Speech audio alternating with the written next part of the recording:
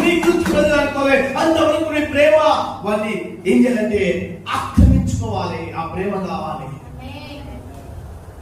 అయ్యా ప్రకటన గ్రంథంలో అంటున్నాడు, మొదటి ప్రేమను నువ్వు మర్చిపోయా. ఎలా మందిరంతో ఉండేది, ఎలా భక్తులతో ఉండేది, ఎలా భార్యభర్తలతో ఉండేది, ఎలా సంఘస్థులతో ఉండేది, ఆ ప్రేమను మర్చిపోయావు. నువ్వు ప్రవచిస్తే లాభమేంది, నువ్వు మర్మాలిస్తే లాభమేంది, నువ్వు అన్ని భాషలు మాట్లాడితే లాభమేంది, నువ్వు దేవుడితో భాష మాట్లాడితే మారింది. అది ప్రేమ కలిగి నువ్వు జీవించాలి. శత్రువును కూడా ప్రేమించాలి. హల్లెలూయా.